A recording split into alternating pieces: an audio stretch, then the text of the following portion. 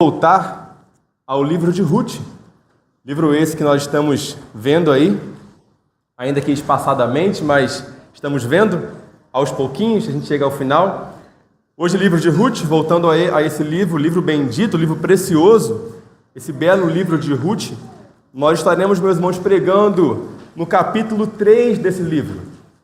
Ruth, capítulo 3, dos versículos, meus irmãos, de número 1 até o versículo de número 18, ou seja, todo o capítulo de número 3 desse amável e bendito livro de Ruth. Ruth, capítulo 3, versículo 1 ao 18. Vamos à leitura, meus irmãos, da palavra do Senhor. Assim diz esse texto sagrado e bendito, meus irmãos. Vamos à leitura. Disse-lhe Noemi, sua sogra: minha filha, não hei de eu buscar-te um lar, para que sejas feliz? Ora, pois, não é Boaz na companhia de cujas servas estiveste, um dos nossos parentes? Eis que esta noite a limpará a cevada na eira. Banha-te e unge-te, e põe os teus melhores vestidos, e desce a eira. Porém, não te deis a conhecer ao homem, até que tenha acabado de comer e beber. Quando ele repousar, notarás o lugar em que se deita. Então chegarás, e lhe descobrirás os pés, e te deitarás. Ele te dirá o que deves fazer. Respondeu-lhe Ruth, tudo quanto me disseres, farei. Então foi para a eira e fez conforme tudo quanto sua sogra lhe havia ordenado. Havendo, pois, Boaz comido e bebido, e estando já de coração um tanto alegre, veio deitar-se ao pé de um monte de cereais. Então chegou ela de mansinho. Ele descobriu os pés e se deitou. Sucedeu que pela meia-noite, assustando-se o homem, sentou-se, e eis que uma mulher estava deitada a seus pés. Disse ele: quem és tu? Ela respondeu: sou Ruth, sua serva. Estende a tua capa sobre a tua serva, porque tu és resgatador. Disse ele: bendita sejas tu do Senhor, minha filha. Melhor fizeste a tua última benevolência que a primeira. Pois não foste após jovens, quer pobres, quer ricos. Agora, pois, minha filha, não tenhas receio. Tudo quanto disseste, eu te farei. Pois toda a cidade do meu povo sabe que és mulher virtuosa. Ora, é muito verdade que eu sou o resgatador, mas ainda outro resgatador há mais chegado do que eu. Fica-te aqui esta noite, e será que pela manhã, se ele te quiser resgatar, bem está, que te resgate. Porém, se não lhe apraz resgatar-te, eu o farei, tão certo como vive o Senhor. Deita-te aqui até amanhã. Ficou-se, pois, deitada a seus pés até pela manhã, e levantou-se antes que pudessem conhecer um ao outro, porque ele disse: não se saiba que veio mulher à eira. Disse mais: dá-me o manto que tens sobre ti e segura-o. Ela o segurou. Ele o encheu com 6 medidas de cevada e lhe pôs às costas. Então entrou ela na cidade. Em chegando à casa de sua sogra, esta lhe disse: como se te passaram as coisas, minha filha? Ou filha minha? Ela lhe contou tudo quanto aquele homem lhe fizera. E disse ainda: estas 6 medidas de cevada ele mais deu, e me disse: não voltes para a sua sogra sem nada. Então lhe disse Noemi: espera, minha filha, até que saibas em que darão as coisas, porque aquele homem não descansará enquanto não se resolver este caso ainda hoje. Vamos orar, meus irmãos? Ó Deus santo e bendito, Pai, louvado seja o Senhor, Pai, pela sua santa e bendita palavra, Pai. Palavra essa, Pai, que nos abençoa grandemente, poderosamente, Pai, e que certamente falará conosco, Pai, na noite de hoje, Pai. Obrigado, Pai, pela oportunidade de ouvirmos a sua palavra, de podermos cultuar ao Senhor no seu santo e bendito dia que o Senhor reservou para isso, Pai. Obrigado. Nesse momento, Pai, nós lhe pedimos, Pai, que nos faça estar atentos aqui, Pai, à sua palavra, meditando nela e prestando atenção nela, Pai. Que o Senhor, por meio do seu Santo Espírito, Pai, nos ajude a sairmos daqui, Pai, aprendidos da sua palavra e prontos para praticá-la em nossa vida, Pai, em nosso dia a dia. Essa é a nossa oração, em nome de Jesus, com o perdão dos pecados. Amém. Meus irmãos, já faz algum tempo que nós estivemos aqui pregando a respeito do livro de Ruth.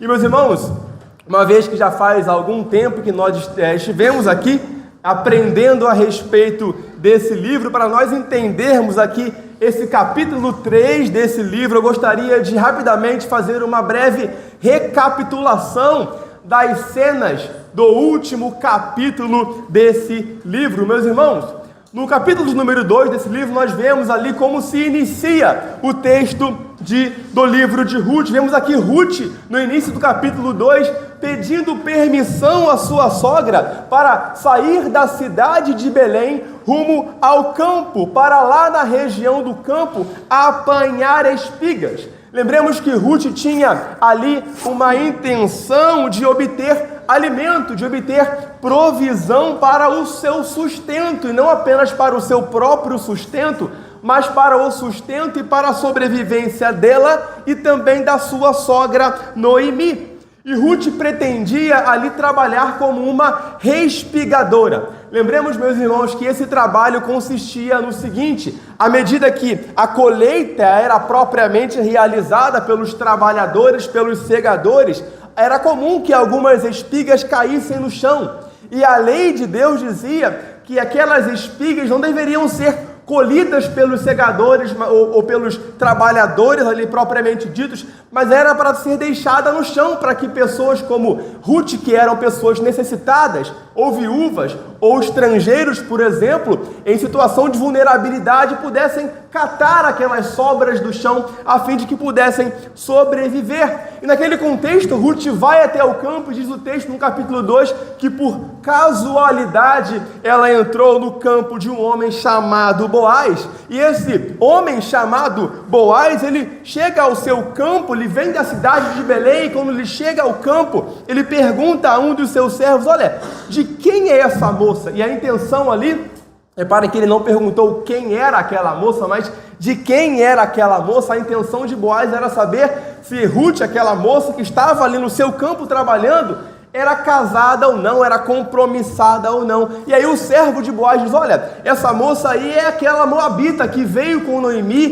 da terra de Moabe. Ela chegou aqui há pouco tempo e me pediu para colher aqui as espigas, não apenas as que caíam do chão, mas aquelas que estavam ali diretamente dentre os feixes, e ela está aqui desde amanhã até agora. Então o texto nos fala lá no capítulo 2 que Boaz passa a conversar com Ruth, passa a tratar a Ruth de maneira muito benevolente, de maneira muito generosa. Ele vai, de fato, tratar a Ruth de maneira muito benevolente. Ele vai dizer: olha, não vais a nenhum outro campo, fique aqui com as minhas servas, colha aqui com elas. Eu já não dei ordens aos meus servos para que não te toquem. E aí Ruth perguntará: olha, como que você me favorece tanto assim, sendo eu uma estrangeira? E Boaz responde: olha, bem me contaram tudo o que você fez para com a sua sogra, de que maneira você deixou a sua terra, a terra de Moabe, deixou os seus pais e vieste para uma terra que dantes não conhecia. Ele falou: que o Senhor te retribua o teu feito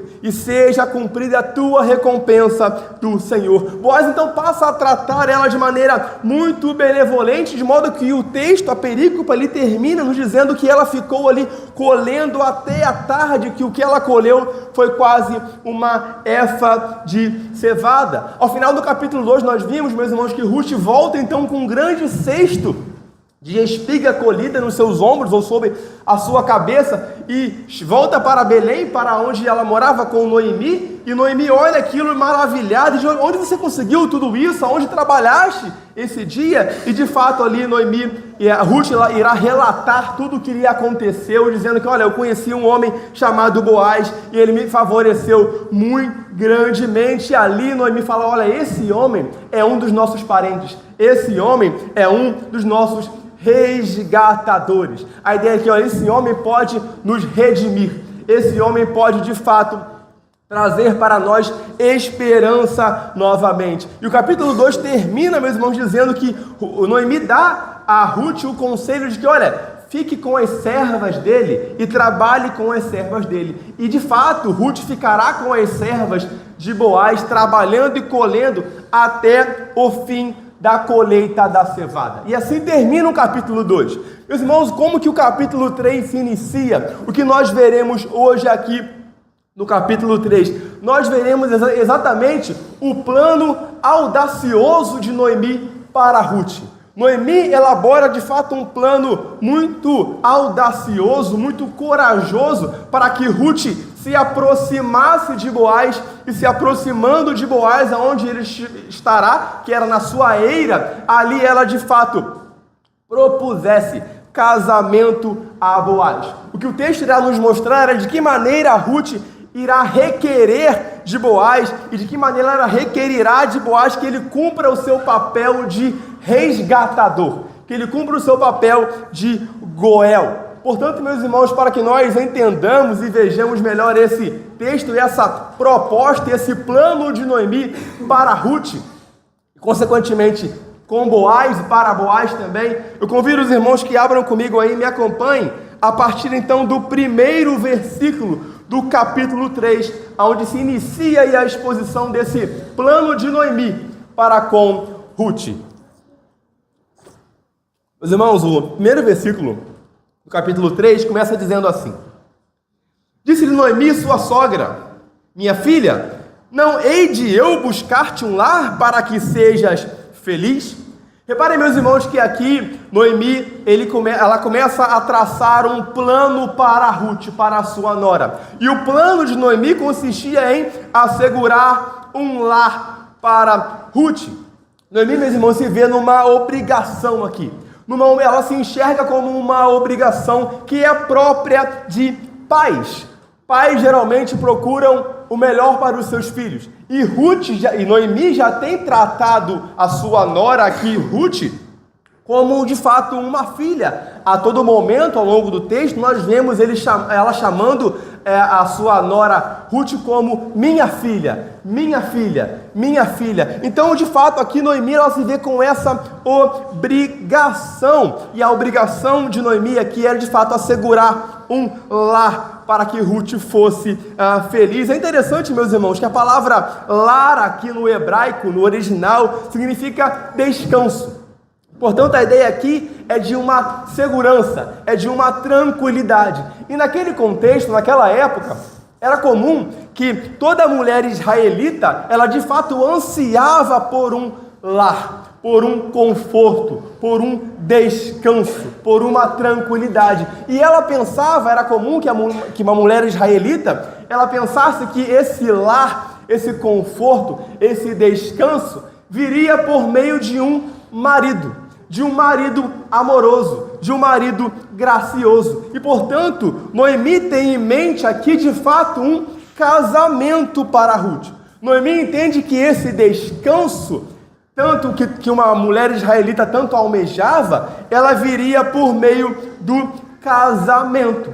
E, meus irmãos, é interessante notar também que não seria nada ideal para Ruth morar para sempre com a sua sogra, uma vez que Ruth era consideravelmente mais nova do que Noemi, e ela poderia muito bem se casar novamente. Ela tinha idade para se casar novamente, e Noemi, por sua vez, ela poderia ficar também preocupada com a sua nora. Ela poderia pensar assim: olha, e quando eu morrer?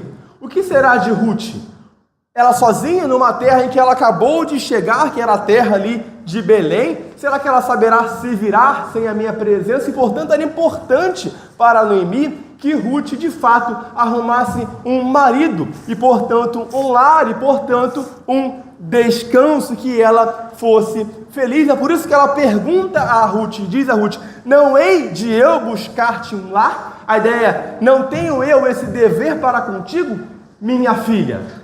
E lembremos-nos que, de fato, Noemi considerava Ruth a sua filha. Mas, continuando no texto, meus irmãos, olha o que o texto diz no versículo 2, continua assim dizendo: ora, pois, não é Boaz na companhia de cujas servas estiveste, um dos nossos parentes, eis que esta noite alimpará a cevada na eira. Meus irmãos, é interessante que Noemi, ela vai lembrar aqui a Ruth de Boaz, e vai lembrar a Ruth que Boaz era aquele que ela trabalhara anteriormente no capítulo 2, e que aquele homem era um dos seus parentes, meus irmãos, e um parente resgatador. Um parente resgatador, nós falaremos a respeito disso, ele tinha deveres a cumprir. A ideia aqui de que um parente resgatador, ele traria benefícios, não apenas a Ruth, mas também a Noemi. Lembremos que o Boaz,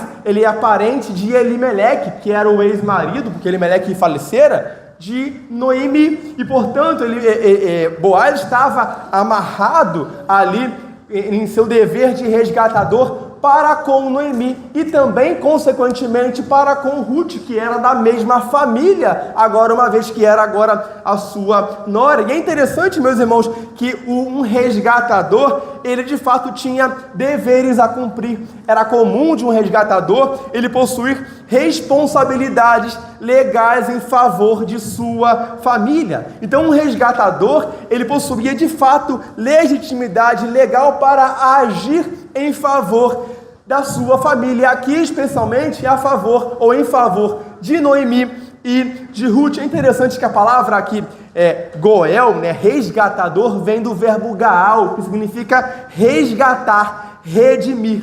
Um resgatador é aquele que resgata, que redime. A ideia aqui é de alguém que está numa posição em que ele é capaz de tirar alguém ou uma pessoa de uma condição inferior, de uma condição miserável, de uma condição lamentável, para uma condição melhor, para uma condição superior, para uma condição de fato melhor. Essa a ideia. E um resgatador, ele tinha de fato responsabilidades. Por exemplo, era comum que um resgatador tivesse a responsabilidade de recomprar propriedade. Como é que isso funcionava? Um resgatador, ele recomprava uma propriedade que antes pertencera a um membro da sua família, mas que esse membro da sua família precisou vender por alguma necessidade financeira. Era mais ou menos da seguinte maneira que funcionava, né? Um membro estava passando por necessidade, alguém da sua família, passando por alguma necessidade financeira, então ele resolvia vender uma terra, uma propriedade para poder sobreviver. Então aquela família, aquele membro, ficava sem aquela terra. Um resgatador, ele deveria recomprar a terra de volta da pessoa que comprou aquela terra anteriormente e colocasse aquela terra de volta na família, de volta perante a família. Ou seja, aquela terra não era perdida ou dada a outra família ou vendida para a outra família. Ela era colocada de volta e entregue na família do resgatador. E assim aquela propriedade era redimida, era resgatada. Por exemplo, em Levítico, capítulo 25, versículo 25, nos fala sobre essa obrigação de um resgatador. Lá vai dizer assim: se teu irmão empobrecer e vender alguma parte das suas possessões, então virá o seu resgatador, seu parente,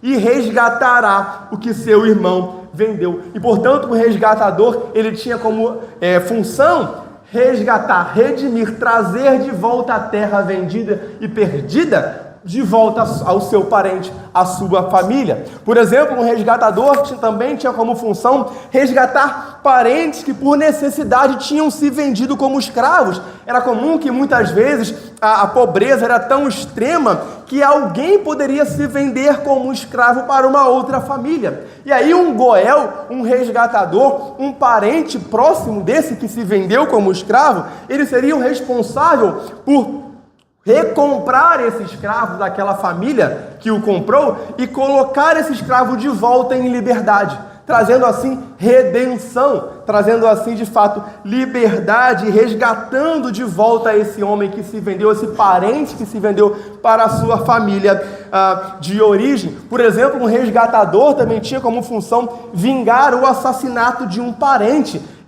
Havia situações em que quando um parente próximo desse resgatador fosse de fato morto, o assassino, uma vez julgado, uma vez condenado pelos juízes da época, esse resgatador deveria ser, ele era o responsável por ir ao encalço desse assassino, por caçar esse assassino e por executar esse assassino, trazendo a honra de volta à família daquele assassinado, né? Essa é a ideia. Portanto, um goel, um resgatador, ele era o responsável por manter intacta a integridade familiar, seja de terra, seja de propriedade, ou seja de pessoas. Ele promovia de fato essa restauração, essa unidade da família. E portanto, meus irmãos, quando Noemi ela menciona Boaz aqui para Ruth, dizendo: olha, esse homem é um dos nossos resgatadores, né? Ele é um dos nossos resgatadores.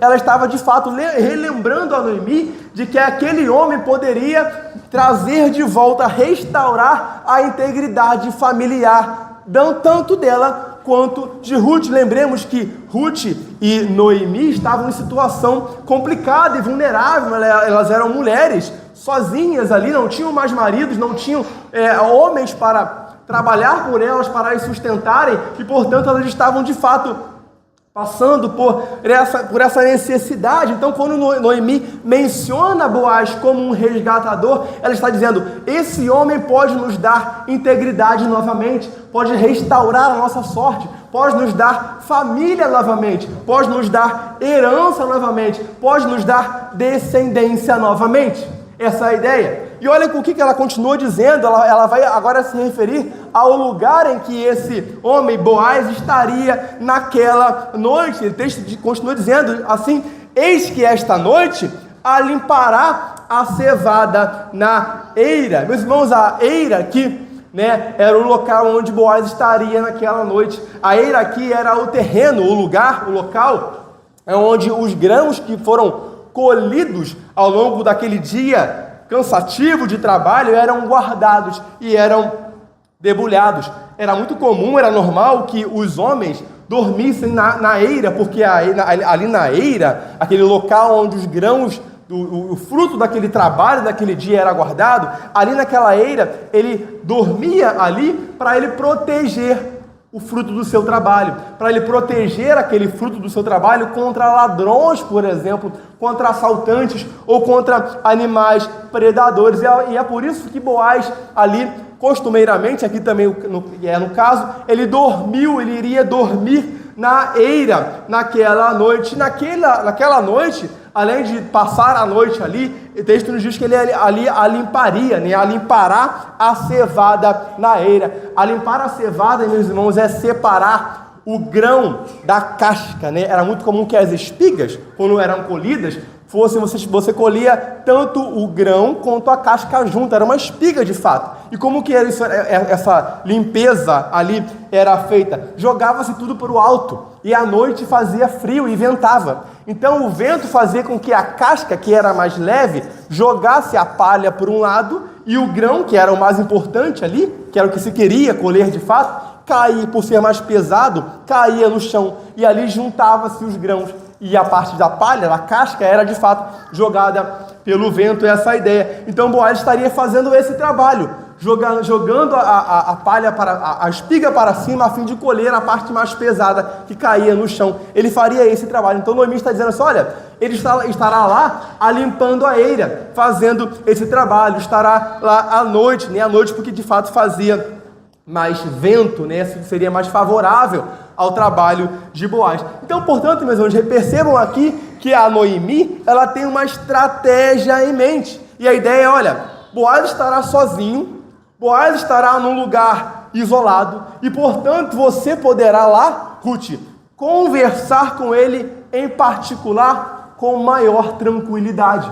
Ele não estará ali acompanhado dos seus servos, ele não estará ali, ele era o chefe daquele trabalho, daquele local, daquele campo, e, portanto, agora, naquele momento, ele estaria sozinho. Isso era mais favorável para ela desempenhar o plano que Noemi está elaborando aqui para Ruth, que é, de fato, propor para Boaz casamento, propor para Boaz que ele cumprisse o seu dever de goel, de resgatador. Mas voltando ao texto, continuando no texto, versículo 3 continua nos dizendo: banha-te e unge-te e põe os teus melhores vestidos e desce a eira. Porém não te deis a conhecer ao homem, até que tenha acabado de comer e beber. É interessante, meus irmãos, que a primeira ordem aqui, né, a Noemi começa passando algumas dicas para a sua nora Ruth. A primeira dica é: banha-te e unge-te. A ideia aqui, de fato, tome um banho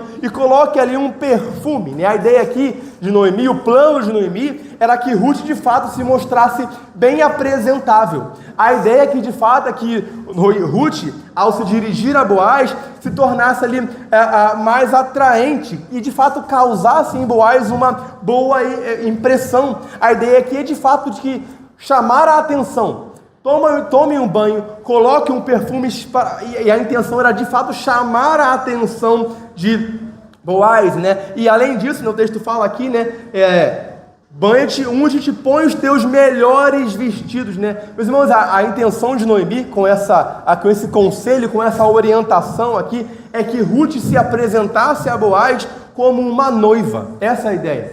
Uma noiva, geralmente, ela toma um banho, ela coloca um perfume e ela coloca o vestido, o seu melhor vestido. E de fato a intenção de Noemi aqui, esse seu plano, tinha a ver com que Ruth se apresentasse a Boaz de fato como uma noiva, como uma pretendente. E aí o texto continua dizendo: mas não te deis a conhecer ao homem, até que tenha acabado de comer e beber. A ideia aqui de não te deis a conhecer é: não deixe que ele te note logo de cara. Por isso que o texto nos falará mais à frente que ela deveria chegar de mansinho. A ideia aqui, olha, não seja vista por ele, a princípio, logo num primeiro momento, até que ele tenha acabado de comer e beber. Por que Ruth deveria esperar Boaz comer e beber? Porque a ideia aqui, meus irmãos, é que após um jantar, nós ficamos de bom humor. Essa é a ideia. Antes de nós comermos, nós almoçarmos ou nós jantarmos, quando nós estamos com muita fome, a gente fica meio rabugento às vezes, né? Meio angustiado, né? Meio ali de mau humor, né? O nosso espírito não está muito favorável ali, né? Então a ideia aqui é de que após comer e beber, Boaz estaria mais favorável, estaria mais relaxado e, portanto, mais vulnerável, mais favorável a Ruth. Essa é a ideia. Espere ela acabar de comer, espere ela acabar de beber. Lembremos que Boaz, ele viera de um dia cansativo de trabalho. E geralmente quando nós chegamos em casa, depois de um dia muito cansativo de trabalho, nós só queremos comer alguma coisa. Então a ideia é: espere. Quando ele comer, quando ele beber, ele estará mais satisfeito e de melhor humor e de bom humor. Essa é a ideia. Mas Noemi continua aí a sua instrução, o seu plano a Ruth, versículo 4, dizendo: quando ele repousar, notarás o lugar em que se deita, então chegarás e lhe descobrirás os pés e te deitarás. Ele te dirá o que deves fazer. Meus irmãos, reparem comigo que a princípio tudo parece aqui um plano muito estranho, não é verdade? Perceba que o plano de Noemi para com Ruth fala sobre uma mulher que naquele contexto não era valorizada, que naquele contexto era de fato desprezada. Uma mulher sozinha, indo em direção a um lugar isolado, sozinho, no meio de uma noite. Reparem, meus irmãos, que parece que a pergunta que nós fazemos é: por que Ruth tem que tomar essa atitude? Não é geralmente, ou não são geralmente os homens que tomam a atitude de pedir em casamento, de propor casamento? Porque Noemi ordena ou aconselha a Ruth aqui, a ela, sendo uma mulher, tomar essa atitude. Naquela época, meus irmãos, era comum que um homem, ele intermediasse, ele servisse como um mediador em uma negociação matrimonial. Culturalmente, era o que se esperava, né? Porém, reparem, lembremos que Ruth e Noemi estão sozinhas. Elas não têm parente, elas não têm maridos, cada uma delas. elas estão passando, de fato, uma situação difícil. Ela não tem homens para as sustentarem. E, portanto, não havia homem ali, naquele contexto, para intermediar essa situação. E percebam comigo que aqui nesse contexto, não se tratava aqui de um simples pedido de casamento. Não é como modernamente hoje os homens fazem, né, pedindo as suas noivas aí em casamento. Reparem que aqui há um aspecto de fato, necessidade, de sobrevivência. Essa era a ideia. Portanto, Ruth precisava de alguém que a sustentasse, que a cuidasse, e ela vê em Boaz, de fato, uma oportunidade. O que Ruth irá propor a Boaz aqui é mais do que um pedido de casamento. A ideia aqui é: Boaz, você, como um resgatador, tem o dever de cumprir a lei.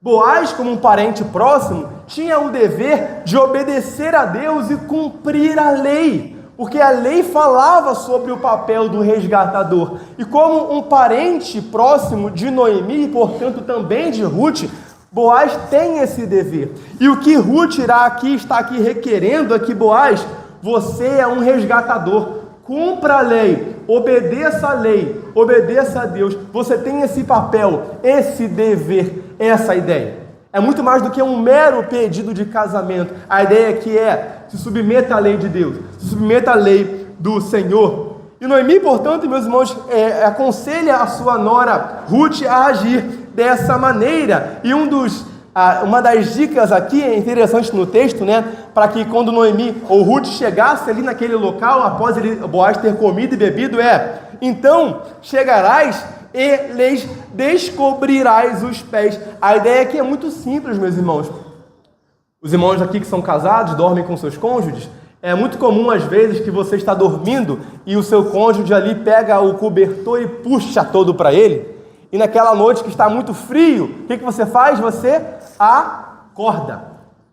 Com raiva, é claro, do seu cônjuge. Mas reparem que a ideia aqui é exatamente essa. Então chegarás e descobrirás os pés. A intenção de Noemi aqui, com esse aspecto, esse conselho aqui é: quando você lhe descobrir os pés, puxar o lençol dos seus pés, ele acordará. E essa era a intenção, que ele acordasse de fato. E ele acordando, ele daria de cara com Noemi, com Ruth, melhor dizendo, e Ruth poderia então dar continuidade ao seu plano. A ideia era que de fato ele acordasse, lhe descobrindo os pés. E é isso que vai acontecer, né? E o texto continua, né, dizendo: e ele te dirá o que deves fazer. É interessante que Noemi aqui, meus irmãos, leva em conta o caráter íntegro de Boaz, né? Noemi sabe aqui que Boaz, mesmo estando sozinho com Ruth, não procuraria tirar algum tipo de vantagem sexual, né, incorreta, não faria mal a Ruth. Pelo contrário, por causa do seu caráter bondoso, do seu caráter íntegro, Boaz irá tratar Ruth de maneira benevolente. Talvez qualquer outro homem naquela situação fosse um perigo para Ruth, sozinho, na eira ali, mas Noemi conhece o seu parente próximo. Boaz já deu mostras claras aqui de que ele é um homem íntegro, um homem justo, e portanto, por isso ela diz: ele te dirá o que deves fazer, ele te orientará a partir daí. A partir desse momento, ele te dirá o que deves fazer. E aí no versículo 5, o texto continua falando sobre a resposta de Ruth. Respondeu-lhe Ruth: tudo quanto me disseres, farei. É interessante esse caráter obediente de Ruth. Ruth, até aqui, já vem demonstrando esse caráter de submissão, de obediência. Reparem, no capítulo 1, nós vimos que Ruth se aproxima, ou capítulo 2, na verdade, quando ela se aproxima dos campos de Boaz e ela deseja colher ali diretamente entre os feixes. Aquilo não era permitido. A lei dizia que o pretendente, aquele trabalho, deveria colher apenas do que caísse no chão. Porém, Ruth desejava colher mais do que isso, aquilo que estava ali diretamente nos feixes dos trabalhadores. Então ela fica ali obedientemente esperando Boaz chegar. Esse é um aspecto do caráter de submissão de Ruth. No início do capítulo 2, nós vemos que Ruth pede permissão à sua sogra Noemi para ir ao campo. Então repare que Ruth está o tempo todo aqui agindo de maneira submissa, de maneira obediente. Ruth não faz perguntas, Ruth não levanta objeções, ela simplesmente obedece a sua sogra. E esse é o caráter de um crente verdadeiro. Um crente verdadeiro, ele fará o que tem que ser feito, porque Deus lhe mandou fazer, porque a sua palavra assim nos ordena. Nós não questionamos, nós não conjecturamos, nós não procuramos sempre querer entender a qualquer custo, nós obedecemos. É interessante que há uma frase de um comentarista sobre esse aspecto, chamado Douglas Ian, no seu comentário ele diz assim, abre aspas, é bem provável que tomar uma mulher moabita como esposa fosse no mínimo socialmente estranho, ou até pior. O homem poderia terminar como um pária social, rejeitado pela sociedade. Quem estaria disposto a correr esse risco? Reparem que, de fato, Boaz, ao assumir esse risco, como ele assumirá mais à frente, de tomar Ruth, uma mulher moabita, como sua esposa, estaria correndo o risco de ser taxado pela sociedade da sua época como alguém que estaria, talvez, agindo contra a lei do Senhor, Mas, como nós veremos mais à frente, meus irmãos, de fato, obedecer a Deus envolve riscos. Obedecer a Deus envolve riscos, e mesmo que esses riscos digam respeito ao fato das pessoas da sociedade falarem mal de nós, criticarem a nós por estarmos fazendo a vontade de Deus. Reparem que pela lei, de fato, Boaz tinha esse dever, mas o que os outros poderiam pensar? E reparem, meus irmãos, que muitas vezes nós temos, de fato, a palavra de Deus nos orientando sobre o que fazer, mas muitas vezes nós ficamos calculando, mas será que isso será bem visto? Será que essa postura que eu sei que devo tomar será bem aceita? O que pensarão de mim? O que falarão a meu respeito? Reparem que Boaz não se importará com isso. Ele se importará em cumprir a lei, em obedecer a Deus, ainda que isso envolva ser taxado de algo, ainda que isso envolva ser ridicularizado, discriminado. Boaz está preocupado, antes de qualquer coisa, em obedecer a Deus. Reparem, meus irmãos, comigo, como que o texto começa aqui no versículo 6 e 7 com a execução desse plano proposto por Noemi a Ruth. Ruth agora irá colocar em prática esse audacioso e corajoso plano da sua sogra. Reparem comigo o que diz o texto aí, versículos 6 e 7. Então foi para a eira e fez conforme tudo quanto sua sogra lhe havia ordenado. Havendo, pois, Boaz comido e bebido, e estando já de coração um tanto alegre, veio deitar-se ao pé de um monte de cereais. Então chegou ela de mansinho, e lhe descobriu os pés, e se deitou. Meus irmãos, agora a cena muda de lugar, Agora a cena sai da casa de Noemi, aonde Noemi estiver ali elaborando o seu plano e propondo o seu plano à sua nora Ruth.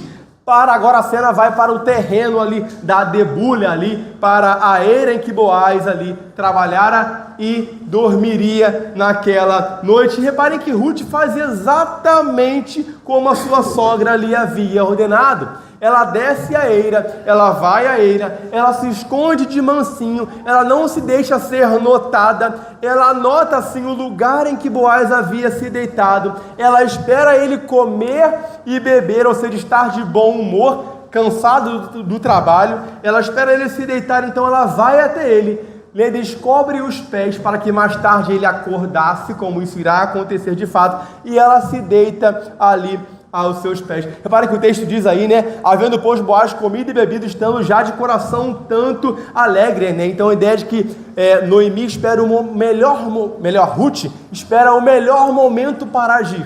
Ela espera o momento mais adequado. A ideia de que, após comer, ele ficará com sono, ele ficará cansado. E é exatamente isso que acontece conosco, Após um almoço ou um jantar, nosso corpo está cansado e nós queremos dormir. E foi exatamente isso que Boaz fez, ele foi dormir. Então Ruth vai de mansinho e lhe descobre os pés e se deita ali ao seu lado. Meus irmãos, imagine comigo agora, nesse momento de Ruth ali, olhando Boaz dormir e se colocando ao seu lado, o que se passaria agora na cabeça de Ruth?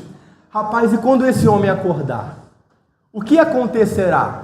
Será que ele me tratará bem?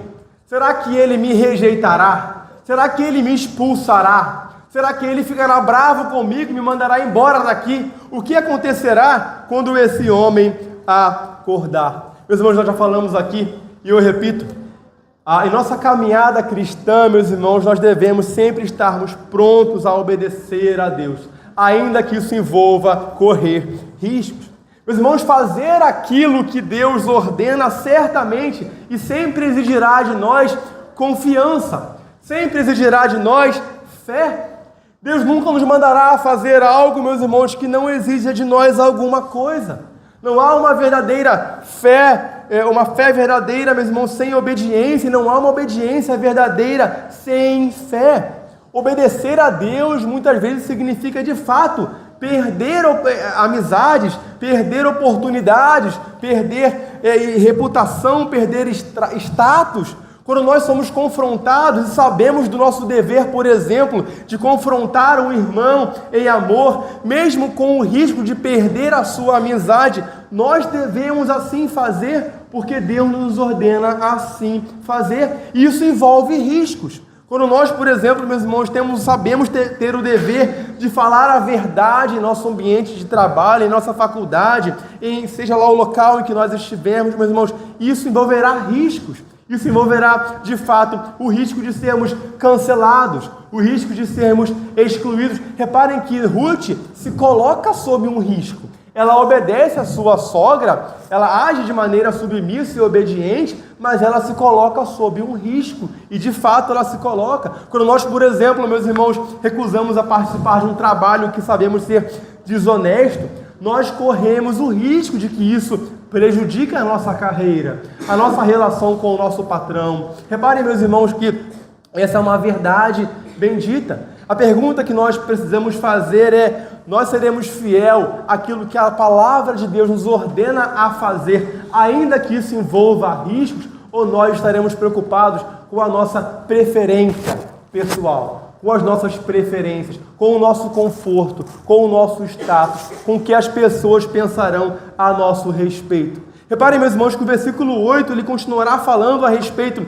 da reação de Boaz nesse sentido e nos mostrará de que maneira Boaz aqui tratará Ruth diante dessa atitude de Ruth de fé e de coragem, mesmo que isso envolvesse a ela riscos significativos. Versículo 8 continua dizendo: sucedeu que pela meia-noite, assustando-se o homem, sentou-se, e eis que uma mulher estava deitada a seus pés. Meus irmãos, o que acontece agora com Boaz é o que aconteceria com qualquer um de nós.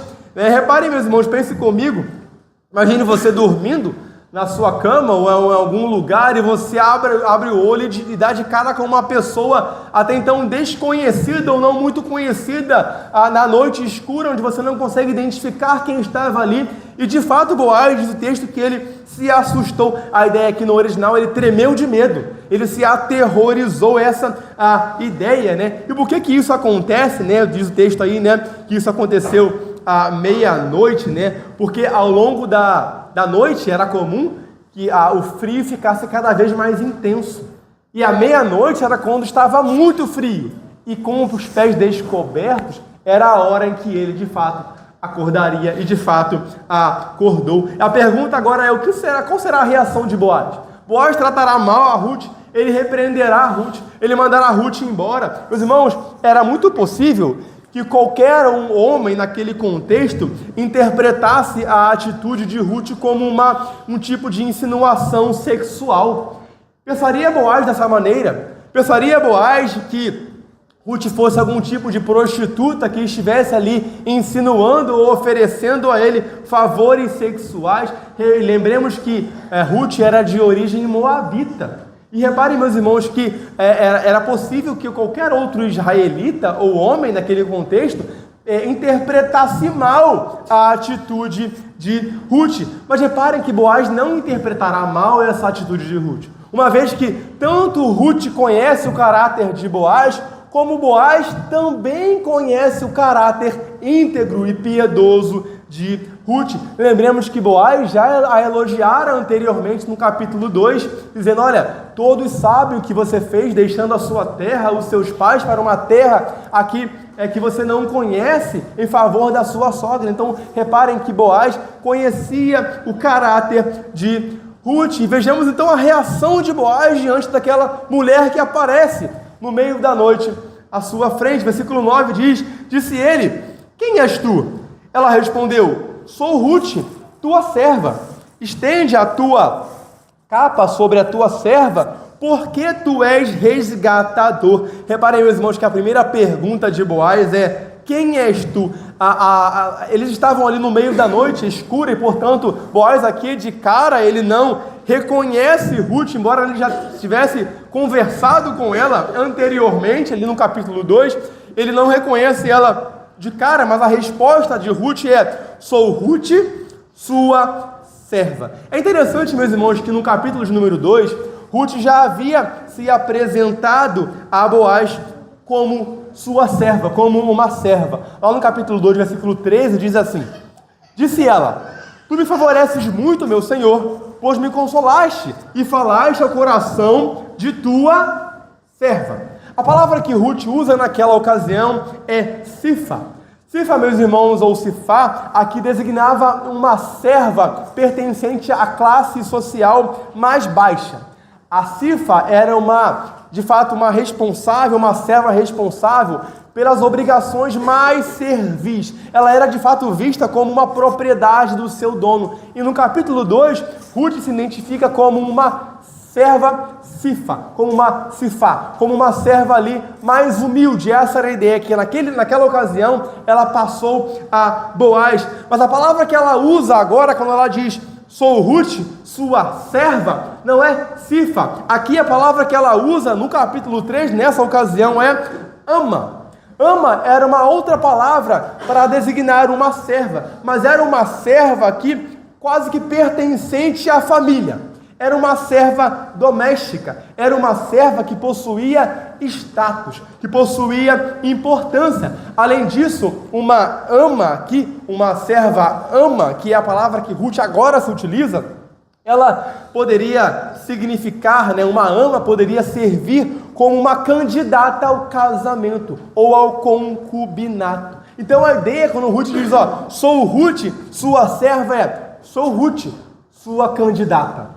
Sou Ruth, sua pretendente ao casamento. Estou disponível ao casamento. Sou sua candidata. É essa a ideia. E olha como é que ela continua o texto, e voltando ao texto diz, Ruth continua dizendo a ele: estende a tua capa sobre tua serva, porque tu és resgatador. Meus irmãos, essa expressão, estende a sua capa sobre a sua serva, era uma expressão idiomática, que significava, em geral, exatamente, olha, você tem um dever de casar comigo. Me tome em casamento. Me peça em casamento. Tome-me como a sua esposa. Essa expressão, meus irmãos, estende a sua capa sobre mim, ela significa no original, literalmente, estenda as suas asas sobre mim. Abra as suas asas sobre mim. É exatamente o que as aves mães, elas fazem com os seus filhotes. As aves mães, elas estendem as suas asas sobre os seus filhotes para lhes dar segurança e proteção. Reparem, meus irmãos, que essa expressão, estender as suas asas, já havia sido mencionada no livro de Ruth. Lá no capítulo 2, versículo 12, diz assim, Boaz se referindo a Ruth, diz assim: o Senhor retribua o teu feito e seja cumprido a tua recompensa do Senhor, Deus de Israel, sob cujas asas vieste buscar refúgio. O que Ruth, portanto, meus irmãos, está pedindo a Boaz era que ele colocasse as suas asas sobre ela. A ideia aqui é, olha, assuma a sua responsabilidade como resgatador sobre mim. E, portanto, estenda sobre mim as suas asas. Ou seja, traga a mim segurança e proteção. Assim como uma ave mãe, ao estender as suas asas sobre os seus filhotes, confere aos seus filhotes segurança e proteção, é disso que Ruth está requerendo, é isso que Ruth está requerendo de Boaz. segurança e proteção. E lembremos que logo no primeiro versículo que nós lemos, era essa a intenção de Noemi. Não hei de eu buscar-te um lar, a palavra lar é descanso. E Ruth está aqui dizendo, você, Boaz, como um resgatador, tem o dever de me propor descanso, por meio do casamento. Por meio de um casamento, você tem esse dever. É por isso que ela diz, né, estende a sua capa sobre a tua serva, porque tu és resgatador. A ideia é, você tem uma obrigação legal para comigo. Você tem uma obrigação que a própria lei te coloca, né, para comigo. Você é um Goel, é um parente resgatador e, portanto, estenda as suas asas sobre mim. Portanto, confira a mim, por meio do casamento, segurança e proteção. Agora, olha, meus irmãos, que interessante a resposta de Boaz a esse, digamos, pedido, ou essa intenção de Ruth, de que Boaz cumprisse a lei como um Goel, como um resgatador. Versículo 10 diz, disse ele, bendita sejas tu do Senhor, minha filha, melhor fizeste a tua última benevolência que a primeira, pois não foste após jovens, quer pobres, quer ricos. Reparem, meus irmãos, que Boaz aqui de maneira alguma fica ofendido com todo aquele plano ou com aquele intento audacioso de Ruth. Pelo contrário, Boaz aqui, ele vai declarar Ruth como digna de louvor. Bendita sejas tu do Senhor, ou seja, é digna de louvor e bendita, né? E ele argumenta aqui, né, dizendo, pois melhor fizeste a tua última benevolência que a primeira. Boaz diz aqui que a última benevolência foi ainda mais virtuosa do que a primeira. Como assim última e primeira? A ideia aqui é a seguinte, a última benevolência era o que Ruth acabou de fazer. Esse intento com fé e audacioso, corajoso de Ruth de colocar todo aquele plano em ação. A primeira benevolência aqui é o fato dela ter abandonado a sua terra, abandonado os seus pais e vindo para uma terra da qual ela não conhecia, em favor, em submissão, em devoção à sua sogra Noemi. Essa primeira benevolência, Boaz já anteriormente, no capítulo 2, já havia elogiado por isso. Essa é a ideia. Mas Boaz está dizendo aqui que essa agora benevolência que ela acabou de realizar, colocando aquele plano em ação, indo até ele, até uma eira, sozinha, no meio da noite, colocando aquilo em ação, foi ainda melhor, ainda mais virtuoso. Essa é a ideia. Por isso, melhor fizeste a tua última benevolência, ou seja, o que você acabou de fazer, do que a primeira. E ele justifica isso, né? Por que essa última benevolência excedeu em virtude a primeira? Ele diz, porque não foste após jovens, quer pobres, quer ricos. A ideia aqui é de que Ruth, ela deixou passar outras opções importantes e atraentes. Por exemplo, Ruth poderia ter se casado com algum servo de Boaz mais jovem. Reparem que Boaz era parente de Elimeleque, né, o ex-marido de Noemi. Portanto, a ideia é de que Boaz, ele tinha uma idade aproximada de Noemi, e portanto ele era consideravelmente mais velho do que Ruth, e portanto Ruth poderia ir até alguém mais jovem. Por isso que ele diz, pois não foste após jovens, quer pobres, quer ricos, mas ela vai atrás de fato, Boaz, ela poderia se casar ou procurar se casar com outros jovens, ou com alguns dos trabalhadores com os quais ela já tinha trabalhado, né? Trabalhadores de Boaz, mas ela escolhe o próprio Boaz. Reparem que Ruth não age aqui por paixão, procurando um jovem, ou por ganância. Ao contrário, reparem que Ruth, ela não está preocupada em escolher alguém que beneficiasse apenas ela. Ruth sabia que procurar Boaz beneficiaria não somente ela, mas a sua sogra. Essa era a ideia, porque Boaz era um resgatador, especialmente da sua sogra, consequentemente de Ruth também, porque Boaz era parente de Elimeleque, ex-marido, né, ou viúvo de Noemi, e portanto, consequentemente, resgatador de Ruth.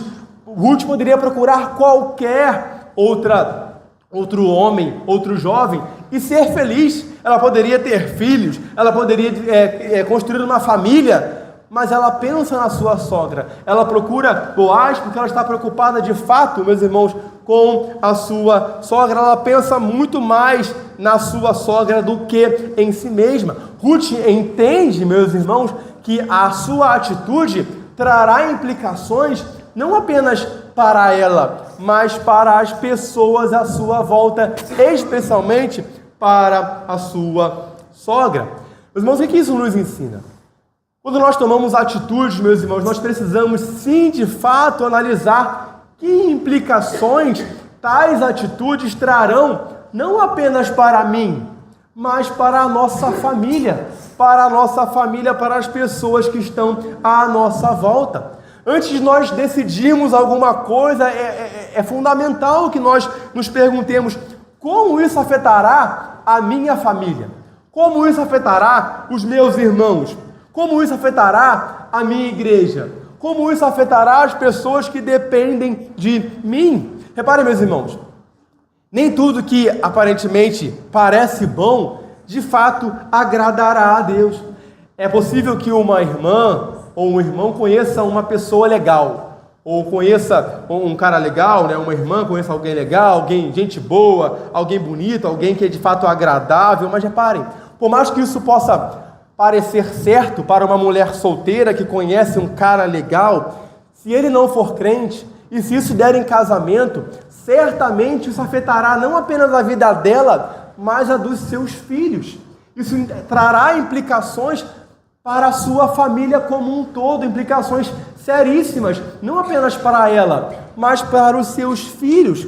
Reparem, perceba que você pode receber, por exemplo, uma oportunidade de trabalhar em um outro lugar, em uma outra cidade. A pergunta que você precisa fazer é: como isso afetará espiritualmente a minha família? Naquele lugar, naquela cidade, há uma igreja saudável para eu congregar, onde meus filhos serão criados nos caminhos do Senhor, ouvindo a palavra do Senhor de maneira fiel. É muito comum que as pessoas sejam levadas, por exemplo, a mudar de cidade unicamente em função de uma proposta de emprego, olhando apenas pelo lado financeiro. Mas reparem, meus irmãos, é fundamental que nós pensemos de que maneira sair de onde nós estamos, meus irmãos, afetará a saúde espiritual da nossa família. O local em que nós serviremos ao Senhor. Será que nós seremos bem alimentados? Será que nós seremos bem instruídos naquele lugar? Será que há uma igreja saudável naquele lugar? Reparem que quando nós tomamos atitude, nós devemos pensar de fato como isso trará implicações, não apenas para mim, para o meu lado financeiro, para o meu lado profissional, mas para aqueles que estão ao meu redor. E é isso que Ruth faz. Ao escolher Boaz, ela sabia que isso traria implicações não apenas para ela, mas implicações positivas para a sua sogra Noemi. Ruth não está preocupada em ser feliz, em casar com um homem bonito, jovem e ter filhos e ser feliz. Ela está preocupada em que, casando-se com Boaz, a sua sogra também fosse alcançada pela redenção que Boaz, como resgatador, traria àquela família. Continuando o texto, meus irmãos, olha que interessante, versículo 11. Boaz aqui então irá confirmar o seu intento, o intento de Ruth para com ele. Versículo 11 diz: agora, pois, filha minha, não tenhas receio. Tudo quanto disseste, eu te farei. Pois toda a cidade do meu povo sabe que és mulher virtuosa. Reparem que ele começa dizendo: tudo quanto disseste, eu te farei. Reparem que Boaz aqui, finalmente, ele consente com o pedido de Ruth, com a intenção de Ruth. Ele diz: olha, eu sim me casarei, essa ideia, eu pretendo sim cumprir o meu papel de resgatador, pois toda a cidade do meu povo sabe que és mulher virtuosa. A ideia aqui, meus irmãos, era de que era possível que Ruth estivesse aqui receosa ali de fato de entrar naquela eira sozinha, uma vez que as pessoas poderiam pensar dela algo do tipo: será que essa mulher é uma prostituta? Será que ela está ali se insinuando sexualmente? E ela poderia pensar que alguém poderia achar isso dela. Então a ideia de Boaz é: olha, toda a cidade sabe que és mulher virtuosa. A sua fama perante a cidade não é negativa, é positiva. A cidade de fato de Belém, o povo de fato julgaria Ruth de fato como digna de Boaz. Não haveria objeção àquele casamento. Aquele casamento de fato seria bem aceito, essa ideia. Por isso Boaz acalma o receio de Ruth. Olha, todos sabem que é mulher virtuosa. No versículo 12 e 13 ele continua dizendo: ora, é muito verdade que eu sou resgatador, mas ainda outro resgatador há, mais chegado do que eu. Fica-te aqui esta noite, e será que pela manhã, se ele te quiser resgatar, bem está, que te resgate. Porém, se não lhe apraz resgatar-te, eu o farei, tão certo como vive o Senhor. Deita-te aqui até amanhã. Reparem, meus irmãos, que agora, a partir do versículo 12 e do versículo 13, surge um novo problema aqui. Surge um problema para aquela intenção, para aquele plano de Noemi e de Ruth dar certo. Há um elemento aqui inesperado. Boaz, de fato, meus irmãos, ele assume ser um resgatador, mas ele alerta para o fato de que havia um parente ainda mais próximo de Noemi e de Ruth, mais próximo do que ele. E, portanto, se há um parente ainda mais próximo, esse parente, ele tem prioridade no direito de agir como um resgatador. Essa é a ideia. O que Boaz está dizendo: olha, eu sou um resgatador, porque eu sou um parente próximo de Noemi e seu, essa é a ideia. Porém, há um parente ainda mais próximo, e ele, sendo um parente ainda mais próximo, ele tem o direito prioritário de servir como um goel, como um resgatador. Então, repare, ele quer servir como um goel, ele consente com a intenção de Ruth, porém ele reconhece que há um direito de outro à sua frente. Há uma lei que até então o proíbe de, naquele momento, tomá-la como esposa, porque há um resgatador, há um parente que tem mais direito, um direito prioritário. Reparem que aqui, ser um resgatador não era apenas um dever, era também um direito.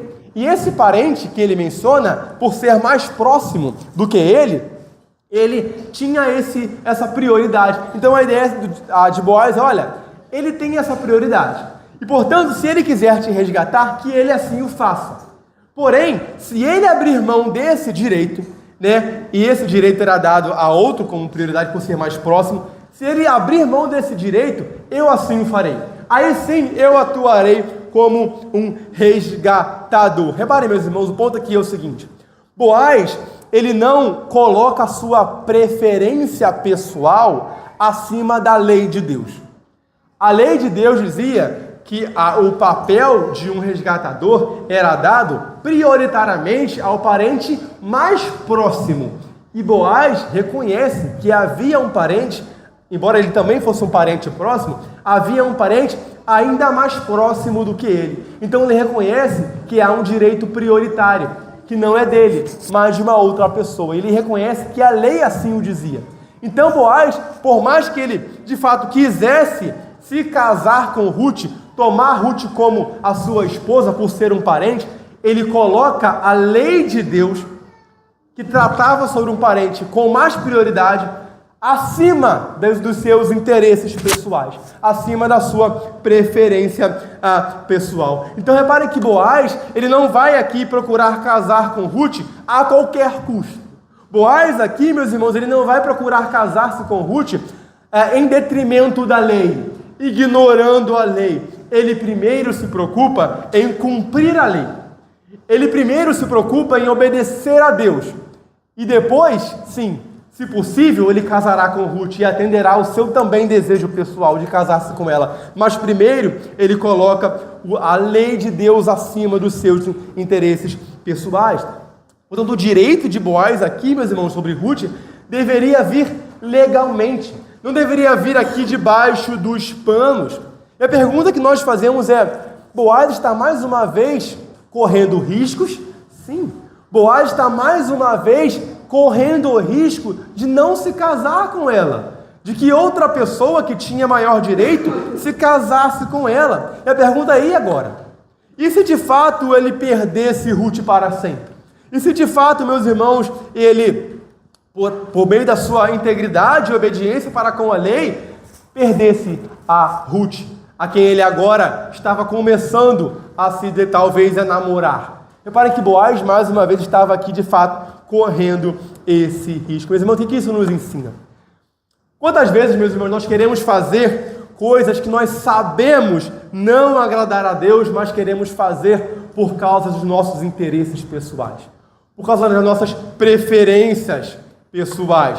Quantas vezes nós sabemos que aquilo ou aquilo outro não agrada a Deus, mas nós queremos dar um jeitinho, nós queremos fazer as coisas do nosso jeito. Lembra do início do capítulo 1, quando Elimeleque ali, ele estava passando por um momento difícil ali, a fome em Belém, e ele sai de Belém rumo a Moabe, a fim de procurar a melhor qualidade de vida. Nós vimos ali que essa atitude de sair de Belém rumo a Moabe foi uma atitude tola e pecaminosa de Elimeleque. Por quê? Porque sair de Moabe e de Belém e ir para Moabe, em Moabe não havia culto ao Senhor. Moabe era uma terra pagã e, portanto, Elimeleque, ele peca contra Deus quando ele quer dar um jeitinho nas coisas. Por mais que ele tivesse uma intenção piedosa de procurar alimento e sustento à sua família, Deus não ordenara que Elimeleque saísse ali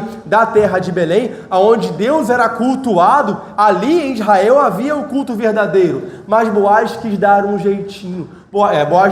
Elimeleque quis dar um jeitinho. Elimeleque quis fazer as coisas do seu jeito. Então reparem, ele sabia que não existia culto verdadeiro em Moabe, mas ele vai assim mesmo, porque ele quer fazer as coisas do seu jeito, da sua maneira. Ele não coloca a lei de Deus em prioridade, ele coloca como prioridade os seus interesses pessoais. Boaz faz o contrário.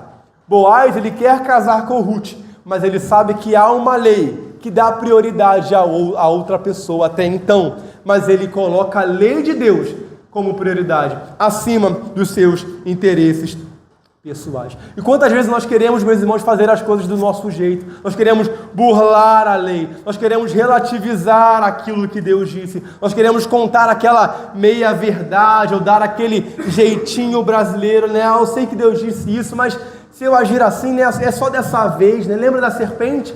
Daquela tentação da serpente? É isso mesmo que Deus disse a você? Tem certeza, né? Reparem, meus irmãos, que nós estamos costumeiramente sendo tentados a agir do nosso próprio jeito, colocando a palavra de Deus como secundária. E toda vez que nós fazemos ou tentamos desconsiderar a palavra de Deus, meus irmãos, nós certamente sairemos frustrados. Nós certamente sairemos frustrados. Boaz coloca a lei de Deus, a palavra de Deus, como sua prioridade, acima das suas preferências. Meus irmãos, reparem que como isso aponta para Cristo, não é verdade? Muitas vezes alguém pode perguntar assim: olha, por que Deus simplesmente não perdoa todo mundo? Não leva todo mundo para o céu? Porque Deus, meus irmãos, ao enviar o seu Filho, o Senhor Jesus Cristo, o seu Filho, precisava cumprir toda a lei, para que ele, cumprindo toda a lei, toda a sua perfeita obediência fosse imputada naqueles que creem no seu nome. Então a ideia aqui, meus irmãos, não há possibilidade de Deus nos salvar sem nenhum custo. Cristo precisou cumprir toda a lei, e Boaz está preocupado com isso. Ele quer salvar Ruth, resgatar Ruth, mas antes ele precisa cumprir a lei. E é isso que Cristo fez conosco, que faz conosco. Ele obedeceu a lei de Deus perfeitamente. E obedecendo a lei de Deus perfeitamente, aí sim, ele pode nos salvar e imputar a sua perfeita obediência a nós, nos justificando para a sua glória. Caminhando para o final, meus irmãos, versículo 14 e 15 diz, o texto continua dizendo: ficou-se, pois, deitada a seus pés até pela manhã, e levantou-se antes que pudessem conhecer um ao outro. Porque ele disse: não se saiba que veio mulher à eira. Disse mais: dá-me o manto que tenho sobre ti e segura-o. Ela o segurou, ele o encheu com 6 medidas de cevada e o pôs às costas.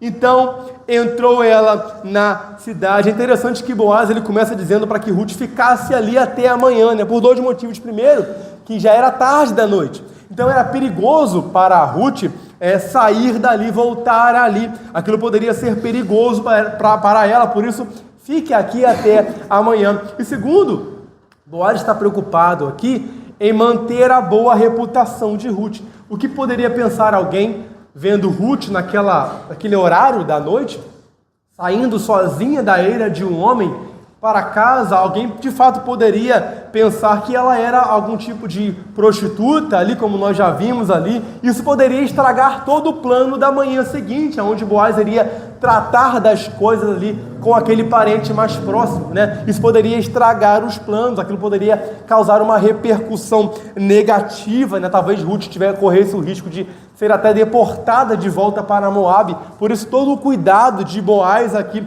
para que Ruth ficasse de fato ali naquela eira até amanhã, a próxima manhã, amanhã seguinte, né? E versículo 16 e 18 termina dizendo: em chegando à casa da sua sogra, esta lhe disse: como se te passaram as coisas, filha minha?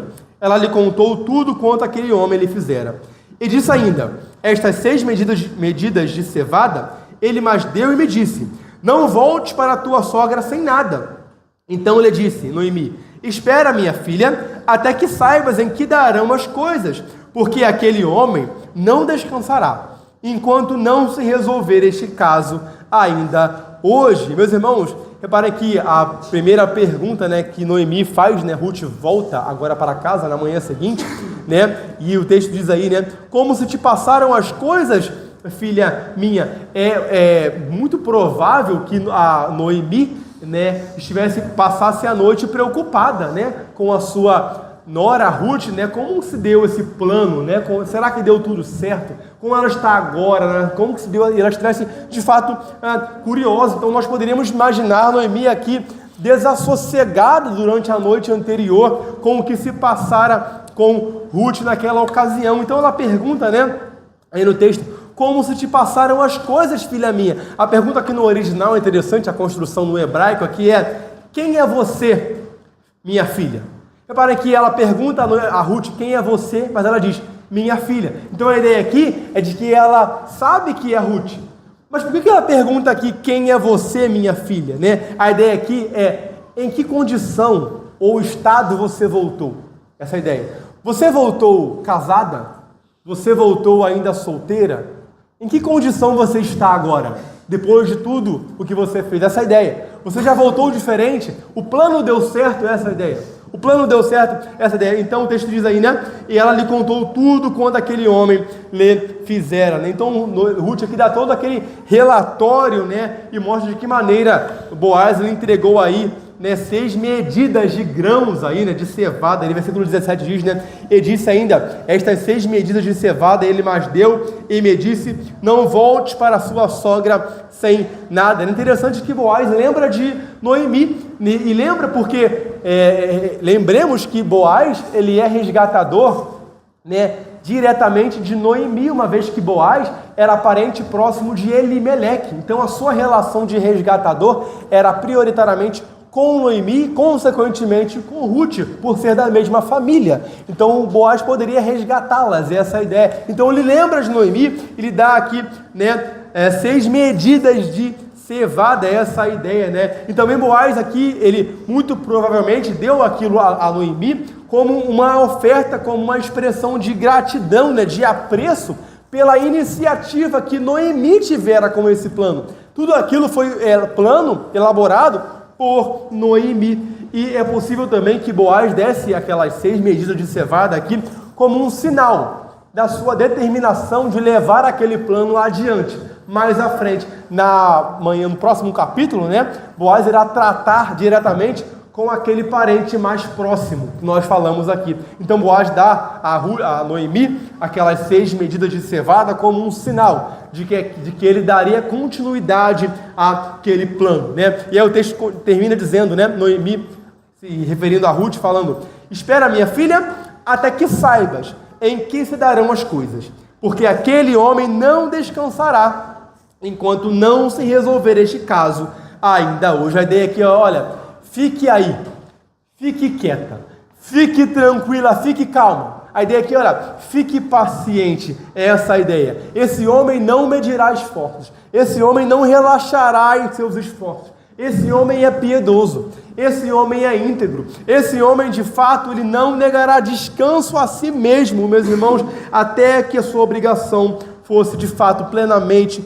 completada. Então a ideia aqui, meus irmãos, é, olha, ele terminará o seu plano. Agora o nosso plano é o plano dele, e ele dará fim a tudo isso que nós propusemos a ele. Ele resolverá este caso ainda hoje, caso este que se revelará ainda resolvido, digamos assim, no próximo capítulo, né, meus irmãos? O que nós podemos concluir a respeito dessa passagem? Nós vimos aqui, meus irmãos, aí, já no primeiro versículo, como comentamos, que a principal intenção de Noemi, ao elaborar todo aquele plano, era de fato buscar para a sua nora Ruth duas coisas.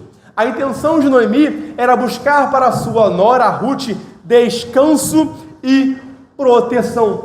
A palavra que é usada na tradução nossa é buscar um lar. No original é descanso. Descanso e proteção. Essa era a intenção de Noemi para com a sua nora. Por meio do casamento com Boaz, buscar para ela descanso e proteção. Meus irmãos, certamente, meus irmãos, essas duas coisas, descanso e proteção, são coisas que todos nós almejamos buscar. Nós buscamos isso constantemente. Descanso e proteção são necessidades básicas para nós, desde bebês até adultos. A todo momento nós estamos buscando por descanso, nós estamos sempre ansiando pelo final de semana, não é verdade? Nós estamos sempre ansiando por um feriado, ou pelas nossas férias, ou por uma viagem, ou por um carro mais confortável, tudo isso em busca de mais e maior descanso.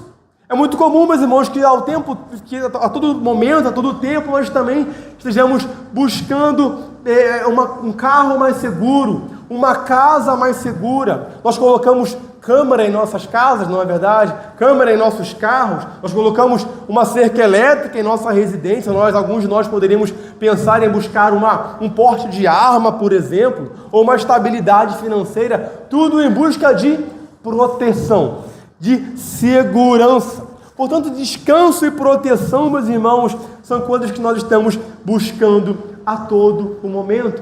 E são coisas que Ruth e Noemi estão aqui buscando e almejando. Mas o ponto aqui, meus irmãos, é que essas coisas, descanso e proteção, em última instância, nós somente encontraremos naquele para quem Boaz apontava, no Senhor Jesus Cristo.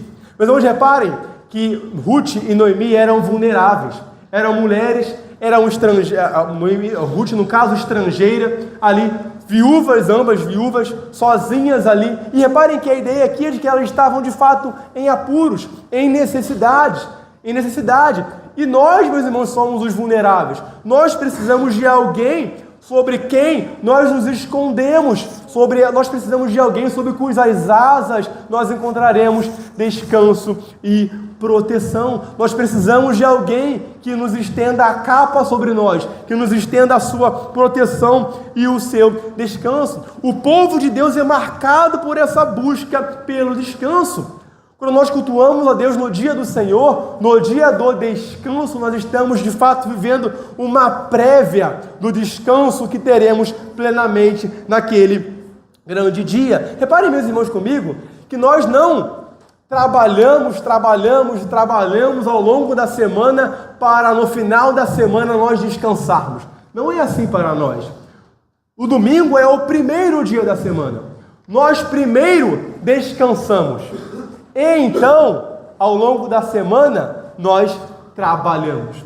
A ideia aqui, meus irmãos, é que nós, de fato, a lógica cristã é: eu primeiro descanso, depois eu trabalho. Em Cristo, meus irmãos, nós não trabalhamos para alcançar algo. Nós primeiro descansamos na obra daquele que já trabalhou por nós. E tendo descansado na obra daquele que já obrou, já trabalhou por nós, nós então aí sim podemos trabalhar, podemos viver, podemos servir, podemos obedecer. Nós não somos chamados, meus irmãos, a conquistar ou a merecer o nosso descanso. Nós somos chamados, meus irmãos, a trabalhar já descansados em Cristo. Portanto, meus irmãos, descansar em Cristo nos ensina que a nossa salvação, a nossa vida, não depende do nosso esforço, das nossas próprias obras, mas da obra daquele que já, de fato, trabalhou por nós em nosso lugar. E é em Cristo, meus irmãos, que nós, de fato, encontramos descanso e proteção. É em Cristo que nós de fato encontramos aquilo que Ruth e Noemi buscavam em Boaz. Nós encontramos na pessoa para quem Boaz apontava: descanso, segurança e proteção. Em lugar algum, em homem algum, em situação alguma, nós encontraremos tal descanso, tal proteção, a não ser na pessoa querida e amada do nosso Senhor Jesus Cristo. Que Deus nos abençoe, meus irmãos. Amém. Nesse momento nós iremos orar ao Senhor, meus irmãos, pedindo a Ele que nos leve em paz, que nos faça com que a Sua palavra seja de fato, meus irmãos, arraigada em nosso coração. Em seguida nós estaremos cantando o Amém tríplice, ouvindo o pós-lúdio logo em seguida, e após o culto nós estaremos fazendo aqui, dando anúncios importantes. Oremos, meus irmãos. Ora, Santo e bendito, queremos, Pai, agradecer ao Senhor pela Sua santa, pela Sua bendita, pela Sua amável e poderosa palavra, Pai. Pai, nos ajude, Pai, nesse mundo tão conturbado, nessa semana, meus irmãos, de muito trabalho aqui para muitos de nós. Hoje nós iremos acordar cedo, labutar em nosso trabalho, lidar com as dificuldades do nosso trabalho. Nos ajude a entender, Pai, que nós em Cristo, no Senhor, já vamos descansados, Pai. Já vamos prontos, Pai, sabendo que a nossa segurança, a nossa proteção está no Senhor, Pai. De que nada que poderá nos acontecer, Pai, em nosso trabalho, em nosso ambiente lá fora, Pai, poderá abalar o descanso que temos em Cristo, Pai. Que o Senhor nos ajude a entender, Pai, que o nosso descanso, Pai, já foi conquistado na cruz pelo Senhor Jesus Cristo. E que nós podemos viver tranquilos, Pai, tranquilos, sabendo que, Pai, em Cristo nós estamos protegidos, estamos de fato descansados. E por isso, Pai, nos dê uma semana assim de trabalho, Pai, de trabalho nessa nossa empresa, em nossa faculdade, de estudo, Pai, mas sim, sabendo, Pai, que estamos seguros unicamente no Senhor, Pai. Essa é a nossa oração. Pedimos ao Senhor que nos leve, Pai, em paz para nossas casas, nos ajude, Pai, a chegar em segurança, Pai, em nossas casas. E nos faça, Pai, com que ao longo da nossa semana nós servimos ao Senhor, Pai, viemos servir ao Senhor com maior fidelidade, com maior santidade de vida, Pai, e paixão pelo Senhor, Pai, e amor pela Sua obra, Pai. Essa é a nossa oração, em nome de Jesus, com perdão dos pecados. Amém.